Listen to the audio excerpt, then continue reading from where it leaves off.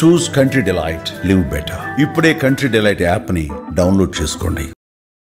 ఆంధ్రప్రదేశ్ రాజధాని అమరావతిలో దేశంలోనే అతిపెద్ద క్రికెట్ స్టేడియం నిర్మాణానికి అంకురార్పణ అతి త్వరలో జరిగే అవకాశాలు కనిపిస్తున్నాయి. ఎందుకంటే ఇది దేశంలో 1,25,000 మంది కూర్చునేటువంటి క్రికెట్ స్టేడియంని నిర్మించాలనేటువంటి ఆలోచన ఆంధ్ర క్రికెట్ అసోసియేషన్ చేసింది. అయితే ఇది రాష్ట్ర ప్రభుత్వంతో డిస్కస్ చేసిన తర్వాత ఆంధ్ర క్రికెట్ అసోసియేషన్ ఒంటరిగా దీన్ని హ్యాండిల్ చేయలేదనేటువంటి డెసిషన్కి వచ్చిన తర్వాత రాష్ట్ర ప్రభుత్వం బీసీసీఐని అప్రోచ్ అయింది. ఇటీవల షార్జాలో జరిగినటువంటి ఇండియా పాకిస్తాన్ క్రికెట్ మ్యాచ్ సందర్భంగా బీసీసీఐ ఇంటర్నేషనల్ అంటే ఐసీసీ ప్రెసిడెంట్గా ఉన్నటువంటి జై షాతో విద్యాశాఖ మంత్రి నారా లోకేష్ భేటీ అయ్యారు. అక్కడ కూడా ఈ అంశం చర్చకు వచ్చినట్టుగా వెల్లడించారు. అదే క్రమంలో అమరావతిలో ఎక్కడ ఈ నిర్మాణం చేయాలి, ఏ ప్రాంతం అయితే అనువుగా ఉంటుంది, ప్రధానంగా అమరావతిని 9 థీమ్ సిటీస్గా ప్రభుత్వం గతంలో డిజైన్ చేసింది. మాస్టర్ ప్లాన్లో భాగం ఇది.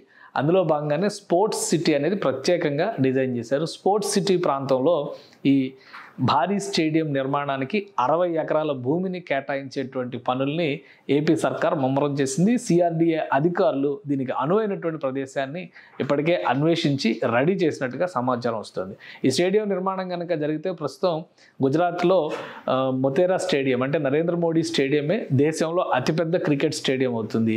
దాంతో పోటీ పడే స్థాయిలో అమరావతిలో క్రికెట్ స్టేడియం నిర్మాణం జరుగుతుంది.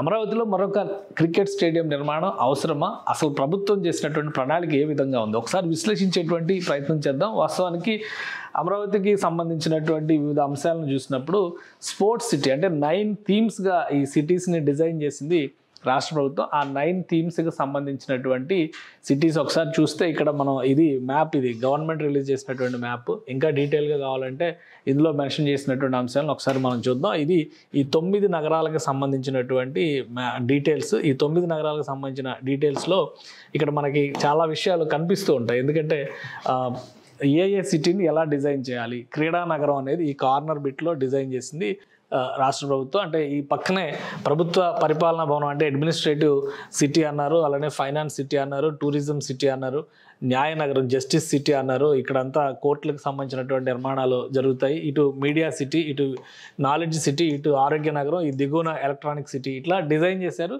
సో స్పోర్ట్స్ సిటీకి సంబంధించినటువంటి ప్రదేశాలు ఇవి. స్పోర్ట్స్ సిటీకి సంబంధించి 4,000 ఎకరాల భూముల్ని రాష్ట్ర ప్రభుత్వం అప్పట్లో కేటాయించింది. దీన్ని దృష్టిలో పెట్టుకొని చూసినప్పుడు మాస్టర్ ప్లాన్లో భాగంగా ఎక్కడ వస్తుంది స్పోర్ట్స్ సిటీ అంటే ఇది మొత్తం అమరావతికి సంబంధించినటువంటి టోటల్ మాస్టర్ ప్లాన్ ఇది.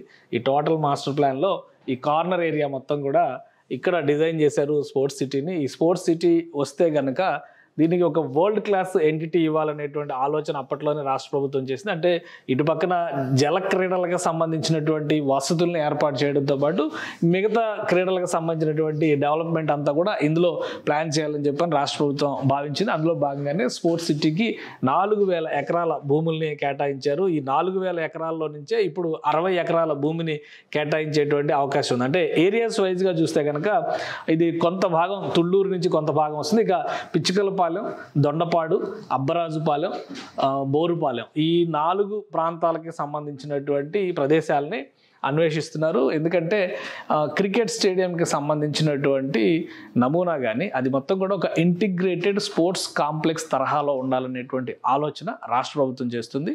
అందులో భాగంగానే ఈ ప్రతిపాదనలు చేస్తున్నారు. అలానే ఇంత భారీ స్టేడియం నిర్మించడం అనేది అవసరమా అనేటువంటి చర్చకు ఒక సమాధానంగా మనం మరొక విషయాన్ని కూడా విశ్లేషించే ప్రయత్నం చేయాలి. ఇది గతంలో రాష్ట్ర ప్రభుత్వం ఇచ్చినటువంటి విజన్, స్పోర్ట్స్ సిటీ అనే కాన్సెప్ట్ ఎందుకు డిజైన్ చేశారనే దానికి సంబంధించి అప్పట్లోనే అంటే 2016-17 సందర్భంలోనే ఢిల్లీలో విజ్ఞాన్ భవన్లో స్పెషల్ ప్రజెంటేషన్ ఇచ్చి దేశవ్యాప్తంగా ఆంధ్ర కా వికాస్ దేశ్ కా వికాస్ అనే నినాదంతో చేసినటువంటి కార్యక్రమంలో చెప్పినటువంటి ఎజెండా ఇది.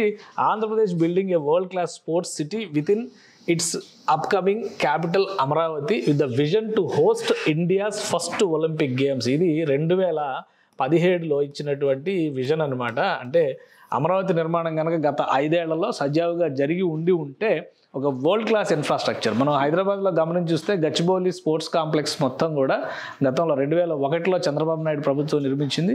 ఫలితంగా 2002, 2003 సందర్భాల్లో అంతర్జాతీయ జాతీయ క్రీడలకు కూడా ఇది వేదికగా పనిచేసింది. అదే విజన్తో అమరావతిలో ఈ 9 సిటీస్లో భాగంగా స్పోర్ట్స్ సిటీని భాగం చేశారు.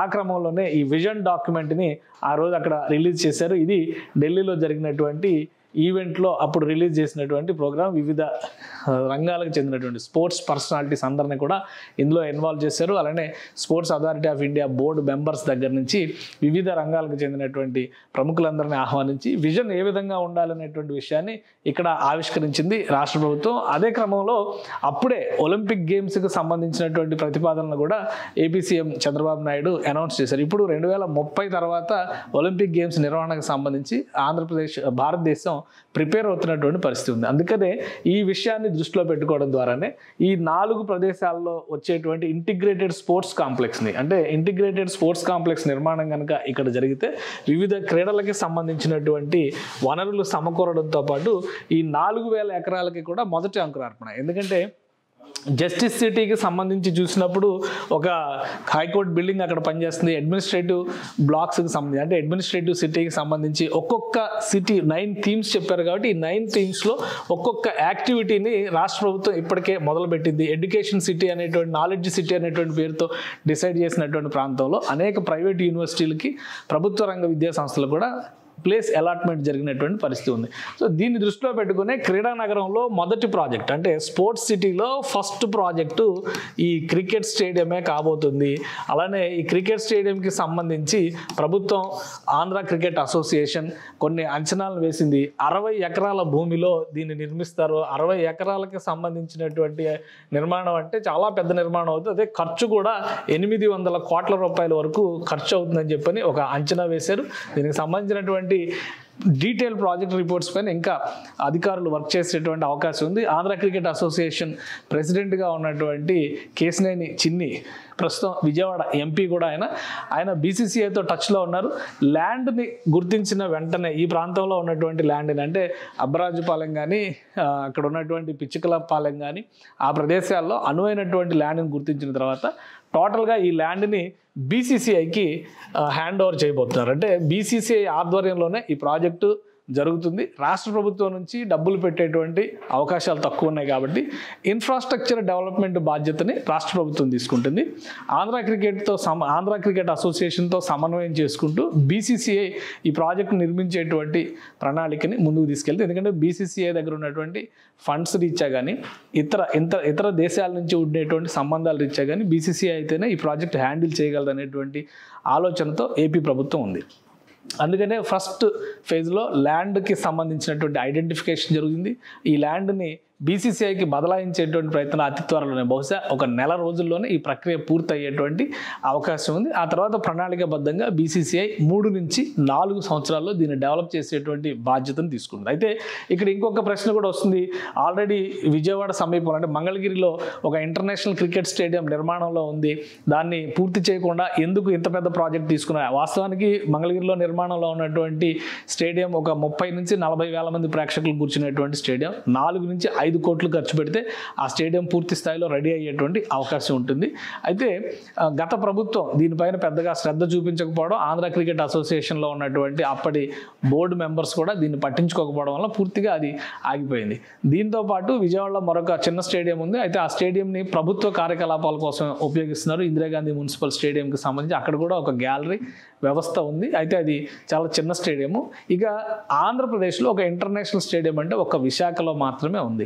సో విశాఖతో పాటు అమరావతిని కూడా అంతర్జాతీయ స్థాయిలో క్రీడా వేదికగా మారాలంటే కనుక క్రికెట్ స్టేడియం వస్తే ఓవరాల్గా అన్ని రకాల క్రీడల డెవలప్మెంట్కి ఒక గేట్వేగా పనిచేస్తుందని చెప్పి ఆంధ్రప్రదేశ్ ప్రభుత్వం భావిస్తుంది. అందులో భాగంగానే దీనిపైన ఒక క్లారిటీ వచ్చేసింది. 60 ఎకరాల భూమిని ఆల్రెడీ ఈ ప్లాన్లో ఉన్నటువంటి ఏరియాలో ఐడెంటిఫై చేసినట్టుగా తెలుస్తుంది. అంటే మొత్తం మీద ఈ సర్కిల్లోనే వచ్చేటువంటి అవకాశం ఉంది. ఎందుకంటే ఈ స్క్వేర్ ఏరియా మొత్తాన్ని కూడా 4000 ఎకరాల భూమిని ప్రభుత్వం స్పోర్ట్స్ సిటీగా డిసైడ్ చేసింది కాబట్టి ఈ ప్రాంతంలోనే ఒక 60 ఎకరాలు కేటాయిస్తారు. మ్యాక్సిమం ఇటు క్రికెట్ అంటే కృష్ణానదికి అతి సమీపంగా ఉండేటువంటి ప్రదేశాన్ని చూడొచ్చు, లేదా ఇటు సైడు అబ్బరాజుపాలెం నుంచి దొండపాడు మధ్య అయినా కానీ ఈ ప్రాంతాన్ని పరిశీలించేటువంటి అవకాశాలు ఉన్నట్టుగా తెలుస్తుంది. ఈ ప్రాంతంలో 60 ఎకరాల భూమిని రెడీ చేశారు. ప్రాజెక్ట్ నిర్మాణానికి సంబంధించినటువంటి ప్రణాళికల పైన కూడా రాష్ట్ర ప్రభుత్వానికి, ఆంధ్ర క్రికెట్ అసోసియేషన్కి, బీసీసీఐకి మధ్య త్రైపాక్షిక ఒప్పందం కుదరడానికి అవకాశాలు ఉన్నాయి. ఒక్కసారి ల్యాండ్ హ్యాండ్ ఓవర్ చేసిన తర్వాత బీసీసీఐ పూర్తి స్థాయిలో దీనిపైన అధ్యయనం చేస్తుంది.